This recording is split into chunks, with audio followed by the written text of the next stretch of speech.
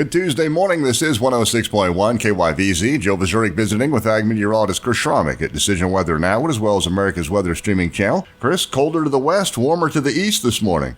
Yeah, Joe, we got a cool weather scenario out here this morning where we got that upper level low that's pulling away from the area. It brought quite a bit of rain to eastern Kansas, the Wichita area, and now we're still got some rain showers out there in northeast Kansas and Missouri. Cloud cover goes all the way back to Hays and Russell, and the clouds are starting to break out here in northwest Kansas, and they're completely clear out there in Colorado. So that's why we've got the range in temperatures from 15 degrees. Lyman, Colorado, we got 23 in Akron, 26 in Burlington.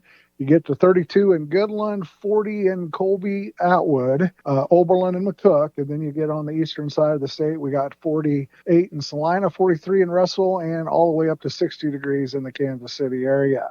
So as that system pulls away, we'll have another one digging out to the west in the western slope of the Rockies that'll come through here starting tomorrow, and then a bigger wave and upper level low that'll come through later Friday into Saturday. So we're going to get the chances for rain and snow with those systems as they move through here over the next several days. Out there this morning, we'll see those winds from a westerly direction around 10 miles per hour turn more to the northwest this afternoon at 10 to 15 miles per hour.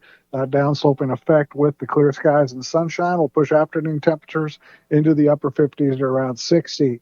Tonight's lows will drop to around that freezing point, and then that colder air will get pulled in here with the system starting later in the day tomorrow and into the overnight hours into Thursday. So we'll see chances for rain kind of mixing with some snow out in Colorado first in the early morning hours and moving into Kansas in the later morning and afternoon, continuing into the evening tomorrow.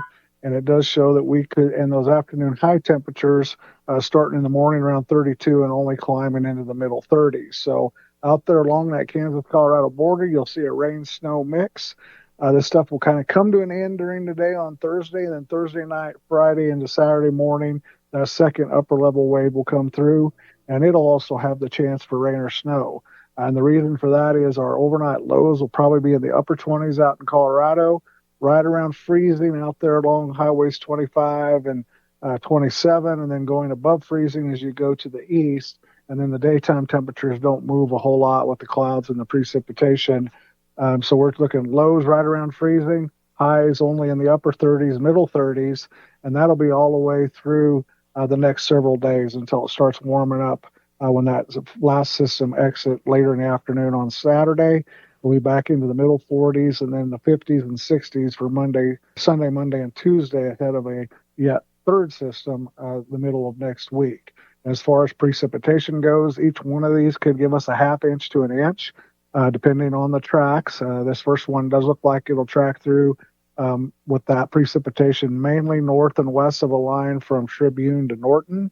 And then that upper level low, when it comes through, looks like it'll cover all the Texas Panhandle, Oklahoma, and almost all of Kansas. We could be Imperial, Sterling, places like that, maybe a little bit too far north, but it does look like both these systems will give us some decent moisture. And as far as snow goes, computers are suggesting 3 to 6 inch totals west of highways 25 and 7, and some heavier amounts possibly out there around Lyman, Akron, Yuma County out in Colorado. All right, once again, that's Ag meteorologist Chris Schramek at Decision Weather Now, as well as America's Weather Streaming Channel. For KYVZ Radio, I'm Joe Vazuric.